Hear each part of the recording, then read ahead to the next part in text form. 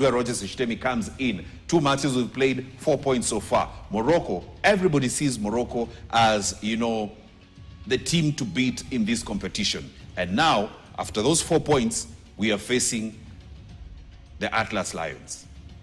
I think McCarthy is right now, he's spoiled for choice in the defense, because remember the introduction of Michael Kibage in the second half, that tactical change, replacing him with Shiri coming off and then Kibage coming on.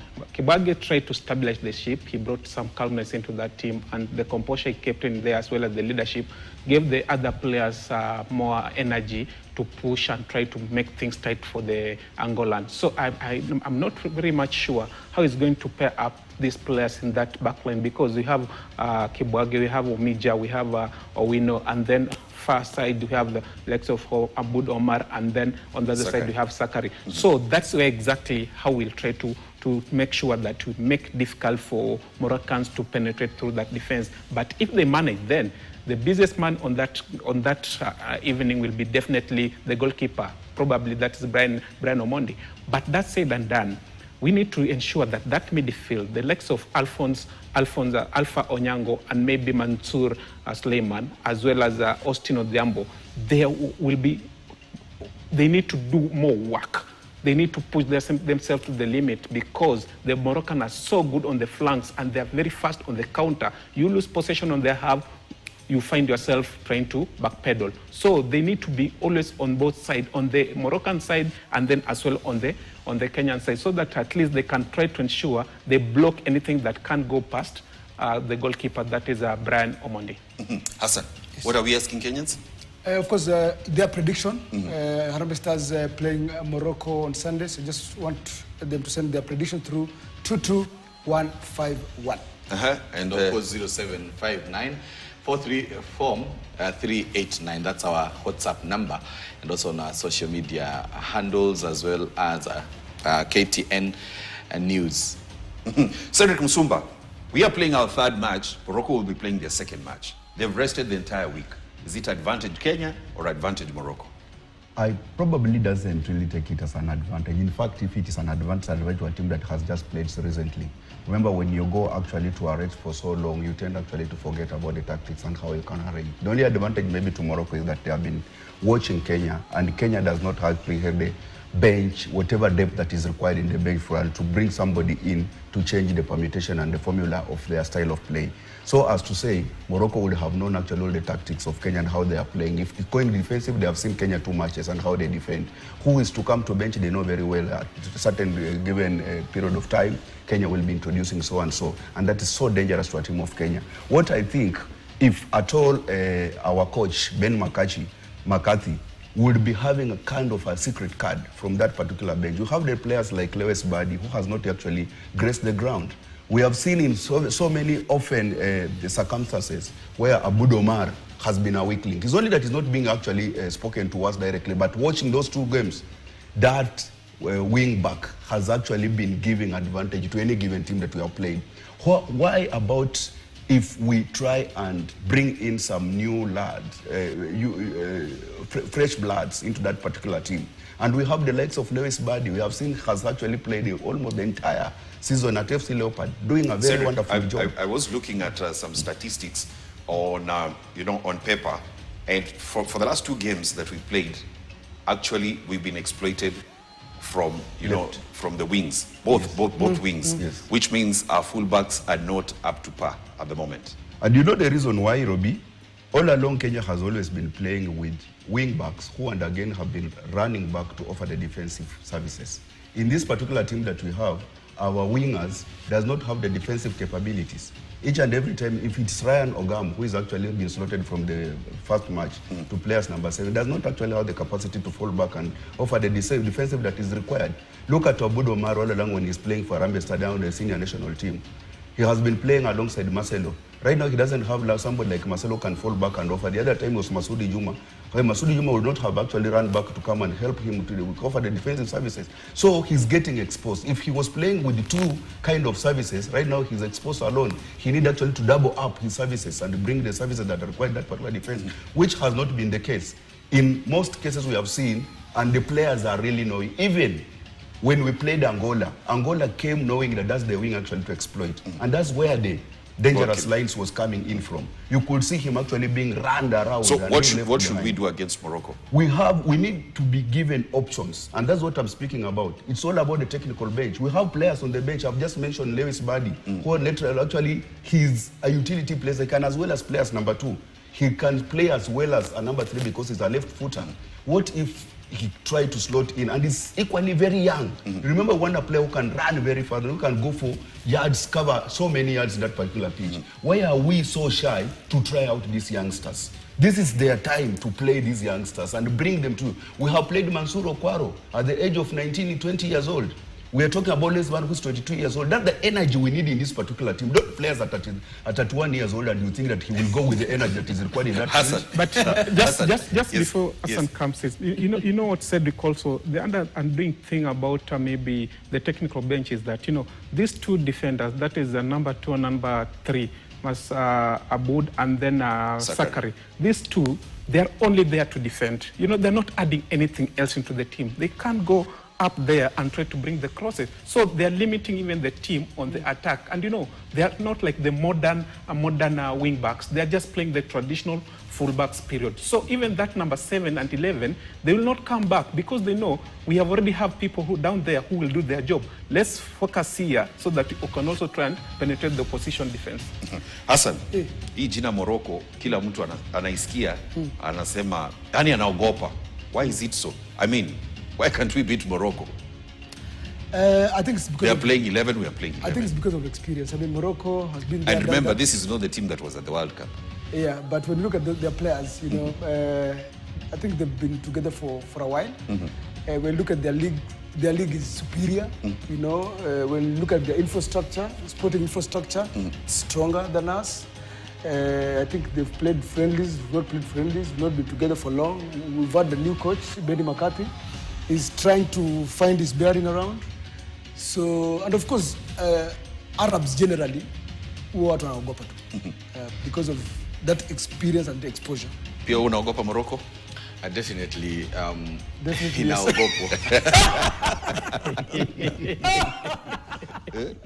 Because you look at the way they played. I think their first game was against Angola at Nyayo Stadium after the Harambee Stars game, and you could tell they know what they are doing. And don't be surprised them going all the way to the quarters, semis, and maybe even final, because their game is good. Their game is good, and their tactics, you can see there is something. And they're aiming to score more goals. You could tell in their first game. I think even they had a team that was playing in the Club World Cup. Yes, why did Casablanca? Exactly. So just like Hassan has said, they have a very good end, very Premier League that knows more about football. And again, these Arab countries, there is a way they do their thing.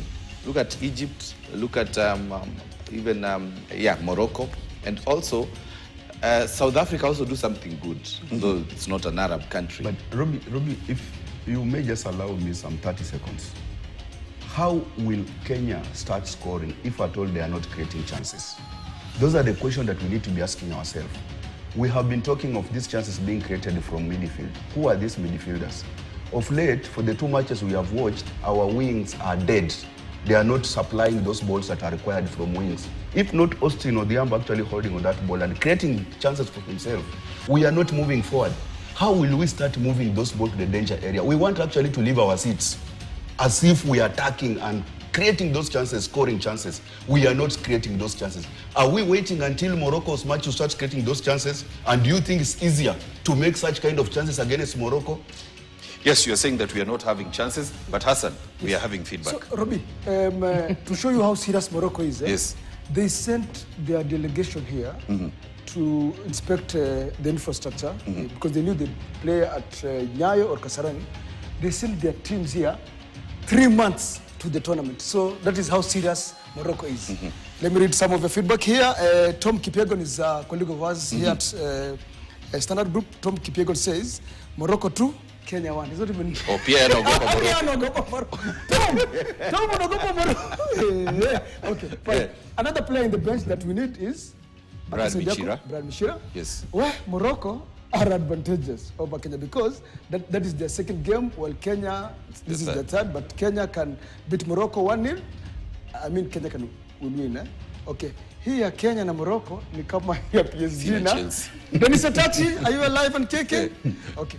Kenya vijana hawakuwa wakiona pesa. Sasa kuna mkate mezani, lazima mambo yakuwe sivyo. Morocco 0, Kenya 2. My name is Eric from Kisukioni. Kenya 2, Morocco 1. I'm Malika. I think that game will result to a draw because Morocco is not an easy team, but it can't beat us also. Go Kenya, go. Go Kenya, go, of course. That is hey, Kaka. Yeah, the game will be tough. Hiyo inasema nini? Kabla uendelee. Kenya mtawezana kweli na Morocco? Please space kidogo. Ama si minus space button. Anataka kuweka hashtag yote. Hi, the game will be tough, but we hope for the best. I predict draw. Mario from Bamburi. Just as nikitoka Matayos, Busia County, it will be 1-0 in favor of Kenya. Kenya, I believe, will win 2-1. I have a lot of faith this time round, as long as they use their chances and turn them into goals. I'm Peter Mithamo Yetonga from Nakuru East, and then Nilevi kutoka Migori. Chan 2024 show iko moto kama kawa. Our Harambee Stars players, please let's keep zero pressure on Sunday. Let's play our game. That mentality, or we must stick on your minds, including us as fans. Kenya 2, Morocco 1. No team will find it easy at Kasarani. We are the Lion. Lion. Martin from Nakuru. Morocco 1, Kenya 1. That's on our WhatsApp number 0759434389. What do you think? Willis from Nakuru. Morocco 2-1 Kenya. Willis from Nakuru. Kenya must beat Morocco 2-1. Niruni from Oyugis, or else we'll drop before quarters. I beg you coaches to do something. It's Duncan Otieno. Yes, that is Duncan Otieno. That is the feedback that we are getting on that question that we asked you, that Kenya is taking on Morocco on Sunday in their third game in Chan 2024 at Kasarani. Give us your predictions on what you think the final score will be in that tie. Now that we are still in Group A, let's take a look at how the table is and probably do some mathematics. Kuna mtu wa maths hapa? Iko mtu wa mathematics. Kuna mtu wa mathematics. Yes, let's take a look at how the table is. Remember, Kenya is on top of Group A with 4 points after playing 2 matches. Morocco is second with 3 points after playing 1 match. DR Congo, 2 matches, 3 points. Angola, 2 matches, 1 point. And Zambia have played only 1 match so far. They're yet to get a point. Now, Eshtemi, are we likely to see changes? And changes between the top 3 teams or the top 4? I think Kenya have faith in their own hands right now because what they need there is probably 4 good points and they'll at least be assured of getting a chance into the quarterfinals. But if not, then it can end up maybe number 2, current number 2 and number 3, that is Morocco and DR Congo. Yes. DR Congo have put themselves back into it after their recent win. So it's going to be pressure Kenya. And Kenya now, they just have to do everything possible within their means. Even if it's about closing the roof at Kasarani, so be it. They can do the way Real Madrid, Cedric Real Madrid always do at Bernabeu. But, you know, it will not be a walk in the park as we expect because you have already seen, the coach has spoken about the fear factor that these boys always possess. Now they're going to face the giants of Africa, 2-time winners. They have won the CHAN, they have won the AFCON, they have played at the World Cup until the later stages of the tournament. So it's a team that has all the quality it deserves. But now the other thing that we need to be cautious about, the decision making. So we find chances. More so this victim has always been Ben Stanley Omondi. He gets the chances, comes on off the bench, gets the chances, far end, then he loses possession, suddenly it gets back on his end, and that's exactly what we survived against Angola. So it's upon maybe the technical bench, they need to work on how to maybe to just keep the boys motivated and let them enjoy the game. Sedo, will it end like that? Yeah, enjoying the game is the spirit, because currently as it is, there's nothing they can learn from that particular. They are just left as in away from taking that or winning that particular trophy by 2 Sedo, sorry for cutting you. Sorry for cutting you and interrupting your thought process. Somebody just mentioned that, you know, vijana wakiona pesa wanajisukuma. Do you think that that is the motivation behind this whole performance that we've seen from Kenya? It's partly of the, actually, those are kind of values in a spirited game like football, which attracts a lot of physicalities that can really make you even to give all your body in that particular pitch. Because remember, injuries come, and they know very well that whatever they are being promised is ready to cater for those injuries when they come. Okay, the pitch has actually been made for them. They can as well as fly without even picking those bruises and everything. And now somebody is actually putting 2 million or 1 million onto your neck. What will stop you from even flying your body as in across that particular goal when somebody tried to score? You know very well you are catered for. And those are the kind of the spirited kind of energy we need in this particular team. Guys, they need to come with those such of intent, even if it's to promise them the whole Kenya, so that they can go ahead and win. If that will make them actually go to win this trophy for us. Because necessarily, it means that this motivation vis-a-vis their skills and whatever that they have brought into that particular field, motivation has played like a very huge turnaround aspects. And we have seen it actually working for them. Yes. At a time, they are also reasoning. They know very well if we go up front, we allow spaces that can really make us punish. They can decide the entire 10 men and sit behind their goalkeeper and protect that goal. What we don't want to see is us losing. If they come out with a draw, Stem here will celebrate. But a loss is what we are not working for.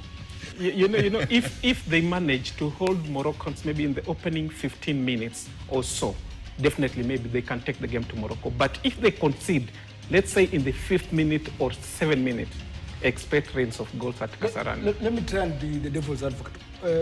Worst case scenario, Harambee Stars loses on Sunday. Then we beat Zambia. Yeah. I think they'll be back into the equation because, you know, Morocco, maybe they can go unscattered into the quarters in this group because, you know, they are the threat and they are the favorite of the tournament so far. And if maybe Kenya try to, even if they lose with a minimal margin, then it will be advantage to them. But let them not go there expecting to lose. Let them go there, play their hearts out. Let Kenyans see that indeed they have done something. Just what they did against Angola, you saw how they celebrated after the final whistle. Even when some of the players went to kiss the VR, let that spirit be there so that when they push these guys to the latter, then definitely Kenyans will be proud of what they have done on the pitch. Time to put you guys on the spot. Ishtemi, who's winning on Sunday? Why so soon? We are almost out of time. Who's winning on Sunday? Morocco will win. Cedric? Finally, Morocco has just come close to your heart. Morocco is winning. Karaoke? I think it's going to be a draw. It's going to be a draw. Yes. Hassan, do you It's want going to be a predict? draw. Yeah, it's going to be a draw. 1-1. Yeah, 1-1. You don't have confidence. Well, Say it with your chest. I'm being patriotic. Come on. No, it can be a draw by your Come When you look on the head-to-head between these two teams, Morocco have advantage because actually it has been high scoring for Morocco. So anyway, So the gentlemen have decided, 2 have said that Morocco is winning, 2 have said it's going to be a draw. What about you? deciding factor. Or deciding, but I'm not on the pitch. But are we on the pitch? We are on the deciding factor. In this case, I think this one will go to the North Africans. It's going to be North Africans. So it is